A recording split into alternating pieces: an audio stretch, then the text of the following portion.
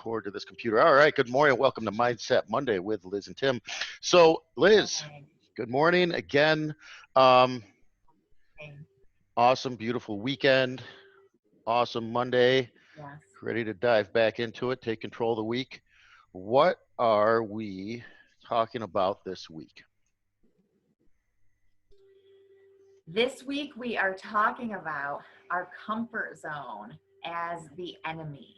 So the enemy of our growth, the enemy of our change, and the way that we're solving for that is going to be by getting comfortable with being uncomfortable, stepping outside that comfort zone, as we always say. I love it. And just a little bit of the preliminary legwork we were doing ahead of time before this call. Um, it talks about, Bedros was actually talking about how the caveman and woman cave people, to be politically correct, it figured out that, wow, if I make this fire, okay, it was uncomfortable. It must have been uncomfortable, cold, but then they discovered a way to make fire. And that fire, it created warmth, it created security, it kept the animals away. And I'll bet you it even kept the bugs away. Because you think about black fly season with no fire or anything, that must have been miserable. They don't have to smear mud all over themselves. And that started getting a little bit more comfortable. But as we, you know, evolved and came up through and developed technology, things are now maybe a little bit too comfortable. And it's good that I'm glad I don't have to go out for a week-long trek to gather enough food for my family for a few days. But on the flip side of that, we can now drive through McDonald's or any place now and get enough calories to last us a week's worth of calories in less than an hour. So, yeah. Or McDonald's, that was the example I had. Yeah, McDonald's. So that, yes, things are more comfortable. So Yep. how do we get comfortable being in uncomfortable situations? You got any examples, Liz? Yeah, so I mean, I think it kind of boils down to the fact that when we're trying to stay comfortable, what we're trying to avoid is the feeling that we're trying to avoid a feeling that we don't want to feel. So if we think about this in terms of working out, it's, you can take things easy. We recognize, especially in our environment, in boot camp, what you put into it is what you get out of it. And it doesn't always feel really good to be huffing and puffing through your workout and really revving up that heart rate, but that's how you're going to get stronger. That's how you're going to get stronger, both mentally and physically, by pushing yourself. And that's kind of the very most physical example that I can think of that we can probably all relate to, is that it's one thing to be able to take it easy, but if we really want to improve our fitness, we've got to get to that level where we're increasing that heart rate and stepping outside of that comfort level is, in basic of terms, is our heart zone right there. Yeah, I love that. Yes, that's a great example, and it's easy to do with a coach on the mic and the music thumping and a whole bunch of other people inside the gym, like really getting after it. But because you get the endorphins flowing and you kind of get in the zone of, like, mentally, like, Yeah. that's really easy to get comfortable being uncomfortable. Now at home working out's totally different situation. And I mean, I fall prey to it too. Like I'll start a workout and I'll just, for lack of a better term, kind of be half-assing my way through it. Just going through the motions. I'm like, wait a minute. And you know how it feels to get a good workout. Like, how it feels. Right. So I think the mental discipline comes to play of making yourself, and kind of dovetailing off of what we said last night or last time, making yourself get uncomfortable in that workout, not painful, not in a dangerous way, but really pushing yourself to the point where you know you're getting a good workout whether anyone's watching or not. And that's I think one of the best ways to get yourself into an uncomfortable situation. Yeah, But I think also, for you know, sure. a lot of people drag their feet on tackling nutrition because they just don't know. They don't know what to do. Like, we give a lot of resources, but I think people are afraid to make mistakes. They're afraid to get uncomfortable learning new things sometimes. So tackling something new, or one of my biggest things is uncomfortable conversations. And I always hated Yeah. them, always avoided them. But being an entrepreneur, you have to get comfortable having uncomfortable conversations with anyone, coaching Real clients, quick. coaching member, Yeah. just up coaching team members and things like that. So in what I've usually found is like these conversations that I knew I would have to have with anyone throughout my whole life, and be putting it off, dragging my feet. Finally, you have that conversation, and it's not nearly as bad as you think it's going to be. And And it's not like, that bad. everything's better. So grabbing that and just doing those uncomfortable things that you know are going to be beneficial in the long run. Are going to pay off in the long run. Yeah, and I think most of the things that we fear or procrastinate on, again, I think it is rooted in fear, but it's fear of how it might feel. And I think most things, just to your point, once we get through them, it's they typically don't end up being as bad as we thought they were going to be. Like fear is a very um, real mechanism that's made, like the cavemen. They were, afraid of these animals because, yes, they could get eaten. But most of the situations that we have in our lives today are not necessarily life or death fears, or even safety or danger fears. They're these fears that we've created because we don't want to feel a certain way. We don't want to feel that uncomfortableness of a difficult conversation, or the extra stress of a difficult workout that is going to be on our body for a little bit of time. But at the end of the day, we're going to feel so much better that once we've accomplished it. I have kind of a crazy example, but one of the things that I've kind of when I'm trying to overcome things like this is, like, I think a fear that I have is like getting like blood drawn or a flu shot or something, like a needle. If I think of it in terms of that, I'm not afraid of the needle if it's sitting on the table. I'm afraid of how the needle might feel on my skin.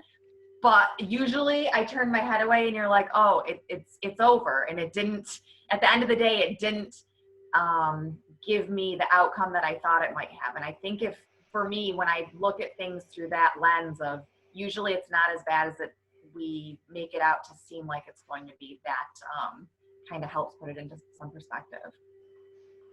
I love it. That's an excellent example, because a lot of people are afraid of needles, or just anything in life that you know um, that's not my thing. But I have a personally a fear of making mistakes. I can get in my own head and be a perfectionist and start that mental cycle of, oh man, what are people going to think if I fail at this, or if something goes wrong. So one thing did a long time ago, I mean, this used to be a big fear, and it's still, those fears, you can always dampen them, but there's always a little spark or an ash smolder in there that can ignite if you let it.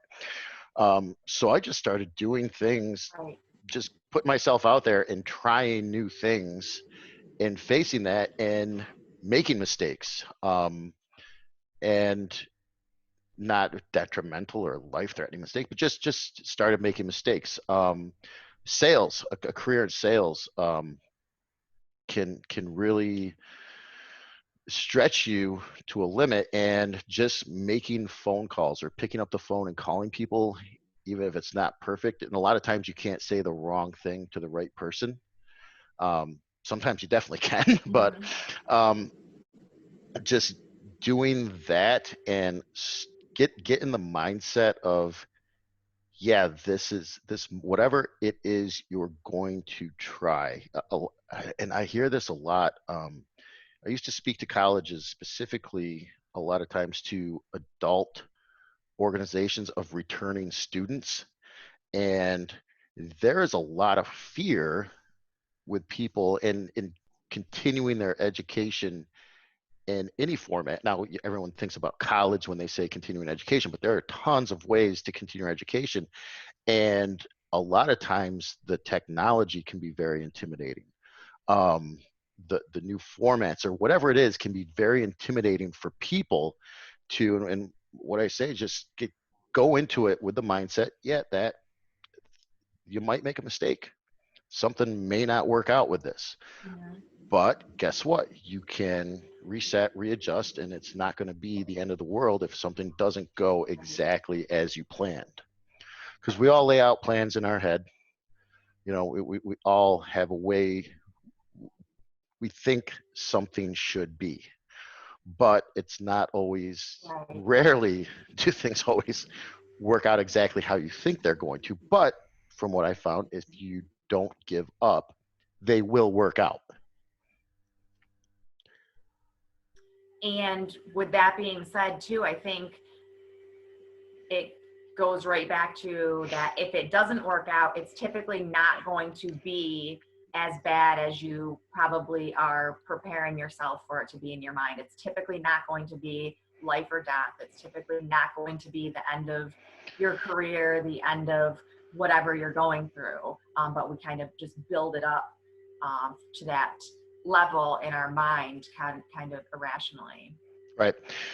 Exactly. And one of the most liberating things that I've found was after reading, which in the Marine Corps, this was a big thing, but just solidifying that was after reading Jocko Willink and Leif Babin's book, Extreme Ownership, which is required reading for the entire team at Rome Fit Body Boot Camp.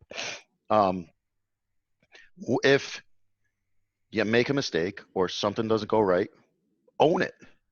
Take that Right. responsibility of, because I was the master finger pointer. I would say, oh, it's this person's fault or that person's fault.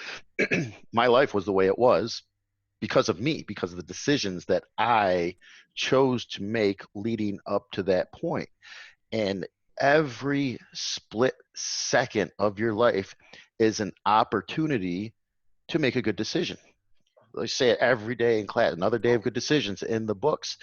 Um, and owning those bad decisions and owning the fact that, yeah, I can get myself out of my comfort zone. Because growth a lot of times is uncomfortable. Any kind of growth. I mean, my pastor, Bill Mudge, and a lot of people in Rome know him. He's from Westernville, I believe, originally. Preached in Boonville for a long time at the Methodist Church in Boonville, and he would use an example of a clay pot. He says, as like you look at a lump of clay and you look at it's on the wheel and the potter's making it. I don't know if that's the official term, but he says the clay is not having a good time. It's getting beaten up. It's going through hell. And that's kind of what life is like. You know, growth sometimes can be hard and uncomfortable, but at the end of that process, you are you're better and stronger for it. That's my 2 cents on that. Yeah. Yeah. No, definitely. Um, because the something else that Pedro said was if you do the hard things in life, you will have an easy life. And if you do the easy things in life, you'll have a hard life. So I think Yeah, that's an excellent example of that. Um, and that was kind of where my McDonald's thing that we already talked about is it's not easy to especially when you've had a bad day, to go home and cook that healthy meal. It's a lot easier to drive through McDonald's drive-through and, order the value meal. But something else that I've heard is if you don't take the time to, make your health a priority now, you're going to be forced to take the time later down the road when you are faced with the consequences of that, the health issues and things like that. So I think that relates really good with what Bedros is saying about if you do the hard things now, you will ultimately have an easier life and vice versa. Yeah, that's huge. I'm glad you mentioned that. Because here's one. You know, not only just bypassing the restaurant and going home to cook something healthy or whatever you meal prepped. Let's say this is what's even harder for me is we all go out to eat sometimes. And I mean, not recently, but we order out, we do things, but we will be back in a restaurant someday eating out. Um, I was so jealous. I don't know if anyone was on happy hour. Alicia Gagnon's husband was working down in Georgia. In Georgia, there's some restaurants open, and they were on the happy hour call on his phone from an Outback Steakhouse, and they like all the tables are 8 feet apart, Oh my and like that you have to go at a certain time. They're doing the social distance, but there's some restaurants open down there, and he's sitting there, and I like you don't realize like holy crap, I really miss drinking beer out of one of those big tall glasses at a restaurant when someone just brings it to me and he's eating ribs and stuff. But we will be going out to eat again. And he said he's given us a vision of hope for the future. So, but it was good. So I'm giving everybody hope. We will be at a restaurant again. But the hard part is I'm kind of going down a rabbit hole. But when I do go out to eat, ordering a healthy choice on the menu, because I mean, you can take me anywhere and yeah, you can find a healthier or healthy-ish option. Even a fast food place, if you just get the salad with, right. when I'm being good, I'll get the salad with the double grilled chicken and the dressing on the packet of dressing. Just use half the dressing. That's better than what I would normally order, like 2 double quarter pounders or something like that. You know what I mean? Um, so it's Yeah. having the discipline to do the right thing, even if, because that's uncomfortable. But then I'm there eating the salmon and the veggies and watching everybody else eat the big 2 pound bone in tomahawk steak or something. But then I leave the restaurant. I'm like, okay, I feel comfortable, right? I didn't stuff myself, and I'm driving home like, Yeah. wow, I made a good decision. I feel good, and I don't feel ill because I can eat myself to death if left to my own devices. um, that resolve afterward, continues building that discipline muscle. Yeah.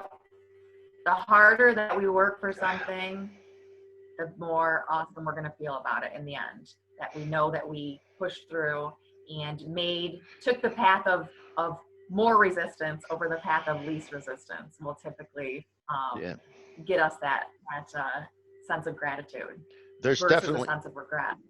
yeah, there's definitely something to that. The path of more resistance is usually the more rewarding of the two, because you're gonna have, and you said regret, you're gonna have 2 kinds of pain, guaranteed: the pain of discipline or the pain of regret. And the pain of discipline is doesn't last that long, but man, regret lasts forever. And that's in anything. I mean, that's in anything in life. Not just nutrition, exercise, but relationships with your family, your kids, anybody. um, that's huge, because anything worth doing is difficult. um, Relationships are difficult sometimes, and it's difficult to sometimes. One of the biggest things is just letting the ego go. Ego is the enemy. If you can just let your ego go and sometimes say sorry if you have to, which my wife's in the other room. I haven't heard anything chime in yet. She'll be like, yeah, you got to work on that. we're all a work in progress, right? um, but yeah, the harder you, in Zig Ziglar, I think Bedros actually stole that quote from Zig Ziglar. He said, Zig Ziglar used to say, the harder I am on myself, the easier life is. And and that's so freaking true because it's really easy to skip a workout Yeah. sometimes, unless you get in that groove. But and it's when things are going good. And I may have talked about this last week, but it's easy when things are easy. Are It's easy. easy when Yep. everything's going good. But man, sometimes that stress hits, you're just like, oh, F it, screw, I can't do it anymore. And you just let everything kind of the the the the freaking tire starts coming off, and that's the next thing you know, you're off the rails, which is we talked about before, being in that. I've said this before, being in that all or nothing mindset where it's everything or nothing. Yep. And I think doing that daily assessment, I started doing a daily assessment at the end of the day and just checking off my big rocks. And the big rocks are the things that are going to make me the best person I can be. You know, nutrition, reading, exercise, hydration, um, the most high level important business tasks, um, spending time with the kids. And I look at every day and I say, okay, how on a scale of 1 to 10, how did I do today? And just knowing I'm going to be doing that at the end of each day is a good motivating force. And it's not perfect every single day, and it doesn't Right. have to be. But if you look at, I don't know if anyone is familiar with Stephen Covey. He's the author of The 7 Habits of Highly Effective People, and he did this really awesome. Um, at one of his seminars, he had this really good visual exercise where he had a big fish tank with big rocks and a whole bunch of and a big bag of little gravel. And he's like, you got to get everything into this fish tank. And he had someone start doing it with all the little gravel in it first. And like the rocks had labels on it, like time with the family, career advancement, writing a book, anything, exercise, all this important stuff, and trying Yeah. to like dig through all the little stuff and fit everything in.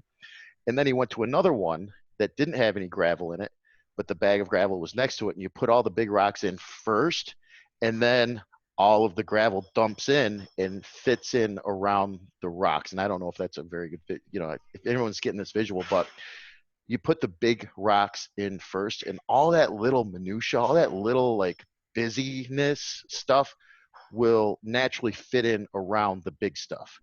And if you do the big stuff first, you're going to be much more effective at managing or delegating all that little stuff.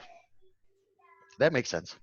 Yeah, and I think too, it just helps with your mindset, even just to know that, okay, I already made X number of really big good decisions or good choices today, and it gives you that motivation, that mindset to, I've tackled the big things, I can tackle the little things too that might seem like big things at the time, but that really aren't. Right. Can you hear me? Yeah. I just heard a beep. I don't know. Maybe my kids are eavesdropping. I don't. There's probably some technology they can use to cut in on this. I don't know, but um, Yeah, no, nothing's changed. um, the totally lost my train of thought there too. We were We were just talking talking. about the big things versus the little things, the fish Oh, tank example that you, and yeah. the oh yes, what I was going to say, when you consciously do those big things first, when you do have downtime, it is so much more rewarding because then like because you're gonna chill, you're gonna take that time investment to what they call sharpening the saw, right, of chilling and relaxing. Like for me, that's like watching Vikings with Alicia, just hanging out and watching our show, or sitting out in the backyard and doing nothing except sitting there and watching the kids play out Right, back. And when you have those big rocks done, your mind can then mentally rest, right. because you don't have that thing hanging over your head. You're like, wow, I got that done. Like That was yesterday, finally got the freaking garage cleaned out. I And I've been putting that off for freaking ever. And but it's done now, thank God. And another big thing, the downstairs, the big freezer down cellar, that's finally cleaned out. We had, listen to this. Does anybody need riced cauliflower? Because we had probably 20 packages of frozen riced cauliflower, any kind of flavor you could think of, seasoned. But you know what it is? It just got out of control and stuff got shoved in there and over here and buried in something. And then before you know it, like, oh, we got a meal prep, we got to order more. And like finally, the down cellar's freezer's packed. And I'm like, all right, we gotta clean this out. So finally, I took everything out of that and got that done. Zoodles, those the veggie noodles. If anybody needs some of those, let me know. Well, at least this is Uh, all healthy stuff that you have, oh, right? we got more freaking frozen vegetables down there than I know. But it's good. I mean, it's frozen. It's not going to go bad. We did have some stuff from like 2017, I think, in there. I'm like, all right, this has got to The go. top of your wedding cake. Yeah. Actually, the top of the wedding cake we ate. Actually, I think before the 1 year anniversary we came, we had an at-home date night, You drinking some needed wine. some Like, room let's get for all the healthy food in there. That's yeah, why. Needed some room for the zoodles. right. Oh man, but the point is that's done now, and after that was done, then the rest of the day just felt very good. You got the work out of you. We Yeah. clean, and I'm trying to now pick one thing to clean and organize because again, I'm thinking I got to take a whole 2-day weekend and organize and clean freaking everything. No, I'm just gonna pick one thing, even if it's just a junk drawer. Does anybody else have a junk drawer? Son of a. Yes. I don't know how like I'll organize it, and then 2 days later, it's like, I know. where'd all this stuff come from? Anyway, the kids think you need duct tape for everything. Anyway, I think we've kind of spun off into a rabbit hole here.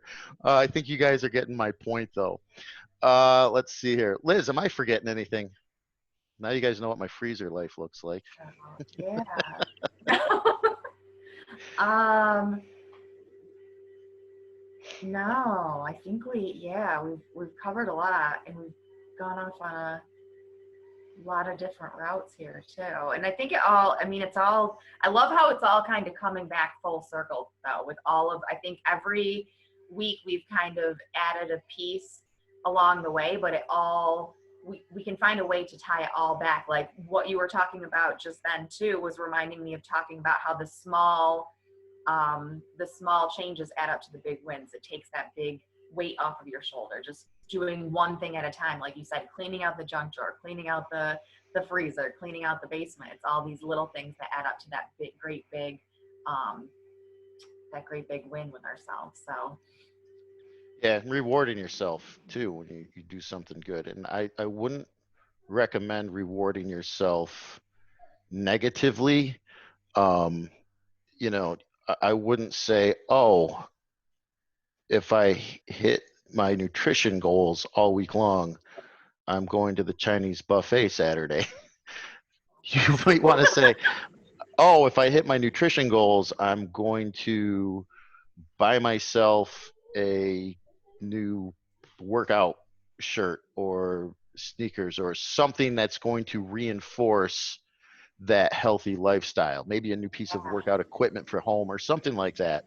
Because a lot of times we'll totally self self destruct ourselves. I'm a master at self destruction sometimes if left to my own devices because you can get into that mindset of, oh, I did really good, I deserve it. You yeah, don't deserve anything. You deserve to feel good, and you deserve to be healthy, and you deserve to take care of yourself. That's what you deserve, not completely totally self-sabotage yourself. right. Then also, it can go overboard. You can say, oh, when I save up this much money, I'm going to go on a shopping spree. That's not a good idea either. So I think balance is I'm trying to really balance has been a big theme in my life these last couple of weeks because I have kind of got into the tunnel vision of business. And Working from home and if I'm yeah, not busy trying to make sure everybody has everything they like, I'm constantly thinking, what else can I do? What else can I do? And my fitness was suffering, nutrition, my family was, I'm right here with them all the time, but I'm constantly engrossed in this computer and trying to market for this and doing this. So I'm like learning better how to, and at first that was uncomfortable. That was me getting out of my comfort zone because I've kind of built myself a little shell around this my little at home cubicle here that I do all my work in. You guys see me yeah, in. turn it And on. Yeah. and it's like, oh my gosh, it's daylight and I'm sitting having usually like my coffee time is during pitch black first thing in the morning, like 4:35 in the morning, and I'm sitting in there with Alicia drinking coffee and the sun's up. I'm like, I'm starting to get anxious. I'm like, okay, the sun's up. I gotta be doing something instead of just sitting there enjoying that time with my wife and Lukey. I mean, the older boys are still freaking just sleeping. They'll sleep as long as I let them. But Luke's around, and I had to like take a deep breath and be like, hold on, let's what the hell am I preaching to everyone about balance and this and that? I have to learn how to calm down myself and take a deep breath. You're never gonna I'm never ever gonna be caught up with work. Right. There's always going to be something to keep me busy or distracted from important things. Now sometimes that stuff is important, um, but I think one of the things to realize is you're always going to have something to be busy with, and Yep. that's where the I think time management is kind of a big crock of shit. It's self management.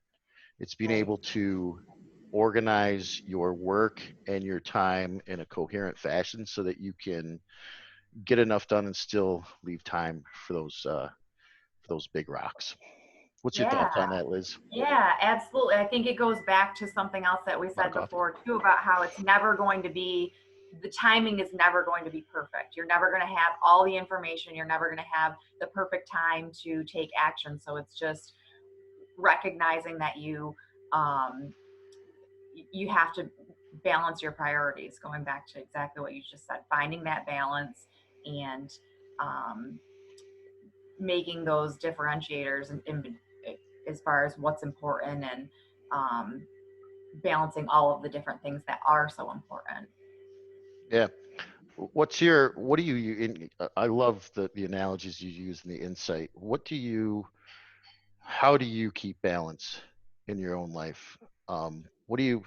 What economic theory? Because usually you turn around to like opportunity costs or some kind of what. But if you don't, that's fine. But what are some things you do to help keep balance in your life to keep the big I rocks important and stay in just enough in out of your comfort zone to continue growth? Yeah. So, I mean, this is going to sound exactly like something that I said last week too, but for me, it's all about that reverse engineering. So it's all about like looking at the ultimate end goal. I mean, even in something in small as time management, like I do this to that even level of detail. Like, okay, I need to be doing this at such and such a time. So I have this many blocks of hours or half an hours in between there and fitting in all of those big rocks first and then reverse engineering from there. I mean, that's literally how I manage my time, manage myself, manage my day is through all through that reverse engineering, like breaking it down into those smaller components, fitting the big stuff in first, and then filtering those smaller rocks in there. Gotcha. Um, how do you do things that you hate doing but know have to get done that are important? Yeah. Those daunting tasks that you keep putting off because we were talking about last week. I think it was we talked about procrastination and how one of my biggest assets is being able to procrastinate on the small stuff, but there'll be stuff that I just hate freaking doing that are really important that you got to get done. And I just find myself creating other equally or more important things Same. that in the back of your head, like that's not as Yeah, important. I'm like, busy I work. just got to get this Yep. freaking shit done and out of the way. So, what do you do? How do you motivate yourself or drive yourself to get to that uncomfortable, get out of the comfort zone and just do the thing that sucks? Yeah, so it's for me, it's about kind of reframing it. And I definitely struggle, like I said before, from like perfectionism, my procrastination and perfectionism. And um, for me, it's about like looking at getting kind of a little bit deeper into why am I hesitating on this? Why am I procrastinating about this? And again, I think it typically goes back to some sort of a feeling that I don't want to feel. Like I have to do something that I maybe don't know that much about. So I'm kind of afraid of that. I don't like not, I like to feel like I'm in control, and I like to feel like I know what I'm doing. So those sort of things that I don't necessarily feel that I'm that great at doing, those are the things that I tend to recognize when I take that step back and look at why am I doing this, or why am I not doing this more specifically. It's because I don't want to feel like I'm not good at something, or like I'm not in control of something. So recognizing that, and then saying, okay, this makes sense why I'm not doing this. So something that you said, look at the facts, um, do the research that you can to get yourself a little bit more comfortable with this, or um, learn a little bit more about it so that you can build up that confidence, build up that comfort level to then make yourself more apt to doing things like that. That's something that I face a lot of. I love that. I love that. And I like looking at one thing I do, and I think about how it feels, how it'll feel when it's done, Yes, that too. how it'll Yep. feel like when I finish that thing or learn the thing or whatever. Maybe it's a new piece of technology or something like that. Kind of going back to in the head of something I've done before, like, oh, maybe I haven't ever done this before, but I have done new things for the very first time and tackled that and did really well with it. And how did that feel? Felt good. Yep. And then there's been times in my life where I go back to like, how did it feel when I let this one thing go until one maybe a little issue that had to be dealt with that I just kept ignoring and pretending it would just go away by itself and just pushing off till it turned into a serious problem that was 10 times worse to deal with than had I just tackled that thing in the very beginning. It would not. So thinking about like kind of, and like you said, reverse engineering, kind of go to the forward engineering, like what is the consequence, thinking that playing the video all the way through, like what is going to be the long-term consequence if I let this go. And sometimes there's stuff I can let go and like it won't matter, and maybe it's just is something that's just stupid that I don't have to deal with, but maybe it's something that if this goes on for another day, week, or month, we're going to have a serious problem on our hands, like like a leaky faucet or something, like a little drip of water that, oh, it doesn't mean like anything, like, oh, whatever. And I, here's another little factoid. I'm handy enough just to get myself in trouble as a homeowner. All right. I'm good at stuff no one can see, like demolition work, roofs, framing, stuff that gets covered up. I have my kids have learned a lot of combinations of very creative swear words when I'm trying to fix things in the house because I just don't like doing it. So one of the things that I like, at least be like, the sink's broken. I'm like, frig, this thing's broken. Now I gotta go. And one thing I learned, like, I'm not a plumber. and I'm not, and I don't want to be a plumber. So you know what I do? Instead of being a cheapskate, a cheap ass, I call a plumber, someone that knows what the hell they're doing, because I've had way too many freaking projects that have cost me way too much time and money trying to fix myself, being stubborn and wanting to be the man of the house, the fixer. No, I I picked up now I'll pick up the phone and call somebody that knows what the hell they're doing, that can do it in half the time, pay them what they're worth, Yeah. and let the ego go. Say no. I drywall. Oh my gosh, I tried drywall in my bathroom. I watched a video on YouTube on how to drywall. Boy, they make it look easy. And freaking no, no, never again. So I called a guy that knows how to drywall and had him. He was in and out in a day. It's a beautiful thing.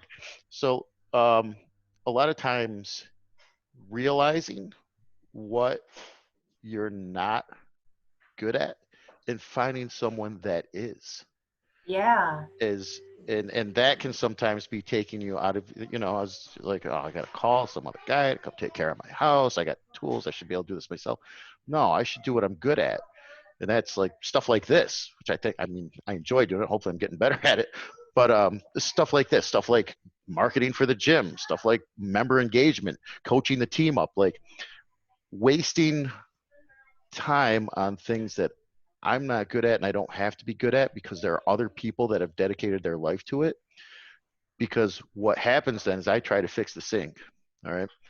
And now it's more broken than it was before. And I've had 2 or 3 trips to Lowe's and I'm pissed now. My attitude's shot. So, what kind of effective leader am I going to be for the team, for my family in that kind of a situation? It's just, And you've it, wasted that time. That's a yes, commodity that you could have been doing on your the things that were more in your skill set, the things that were more in your toolbox. Yeah. exactly. Toolbox. I like the way you said that. Yeah. I mean, I'm sure Phil has probably seen people that have tried to fix their own cars before coming in finally admitting defeat, saying, "Okay, Yeah. I don't know what I'm You doing here." So call from people who have stuff all disheveled in their garages, and they're like, "Where does this go?" So, yeah, yeah. no, that's awesome. We got 15 minutes left. Are there any announcements, Liz? Challenge. We got a lot of people signing up for the challenge. That's awesome. I'm excited about that. Yeah, you know what I'm excited about? So remember, I said Phil had a Fitbit that he Yep, hasn't used in years. So I got that all fired up and hooked up to our new app. So I'm learning it from what our members are going to see. I'm really excited about that, playing yep, around with that this week. yep. Awesome. Oh, new apparel. I'm getting um I'm getting something from the producer here. There's new apparel on the Facebook page, a link for new t-shirt designs that are pretty cool. So Alicia's been working closely with K&K, and they are our apparel provider. So check that out. Um, we And are then, continue oh, on go ahead. the 28 days of fitness is going awesome. That's the primer for the challenge to get us into the mindset and those habits of nutrition, hydration, nutrition. This week's mindset. Next week is putting everything together, and next week is the last week before the challenge starts. And a quick little sneak peek into what we're going to be doing. We're actually going to be tracking our food this time. Um, in the Fitbit app. So if anyone wants to, and we're going to be making an official announcement about all this stuff. But when you sign up, starting on the 6th, you're going to be getting an email from your coach and telling you who your coach is going to be. Links to downloading and using the Fitbit app. Now, you do not need a wearable device to use the Fitbit app to track your food. Um, that's going to sync with Trainerize. You're going to get an invitation email to set up the Trainerize app on your phone, and that is how you'll be communicating with your coach through this challenge. I am excited. This is the best setup I've ever seen for a challenge as far as tracking and communication and accountability goes. So I'm excited for it. It's going to be good. The coaches are excited for it, and we've got a lot of members signed up, and a lot of I'm surprised by the number of brand new people coming on board with it, um, that want to get started. So hopefully I've been getting a lot of questions. Liz, anything else on that I'm forgetting No, I'm before I go really off on excited another? about that. Yeah, no, I'm really excited about the app. That's why I'm Yep. definitely looking forward to that. I've been preemptively doing the challenge protocol as it's laid out, and I'm already down fat, I'm up muscle, and it's really it's going to be good. Um, I've been getting lots and lots of questions if we're going to be able to open anytime soon. I think the 15th was the date to start reopening. I do not have any official word on any of that. One thing I do know, we have a 25-page reopening protocol for when the time is right to keep social distancing, exactly how we're going to sanitize and clean the gym after every single workout and make it as safe as possible. But I do not have an actual date. I've tried to reach out to the county executive's office to see if there's any sort of a plan as far as where we line up in the stack of essential and risk factors and things like that. But as soon as I know, I will absolutely let everyone else know. So when it comes to that, I just know a lot of people have been antsy, and I am as well. But I want to just make sure we're doing it in the safest way possible and do it the right way. But I am not withholding information. As soon as I know anything, you guys will all know as well. But I do know we will be back someday, hopefully sooner than later, and I'm very, very excited to see all you guys again, and not through a computer screen. We will be doing a hybrid though, so we will be probably adding more class times because class size will be limited, and there will be some people that are not comfortable yet coming back to the gym, so we will still be doing the online stuff for those people, and some people may be doing a combination based on availability of gym space, and a few times a week in the gym, a few times a week outside of the gym. But we are going to make it work one way or the other.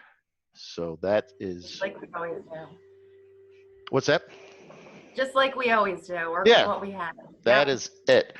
Um, Let me The think. only other thing I think was our winner for last week, which I think Alicia was already able to announce. Natalie, is that Oh, right? yes, For the last winner week's. from last week. I'm sorry. Yeah, Natalie Brown won a free supplement. So, Natalie, congratulations.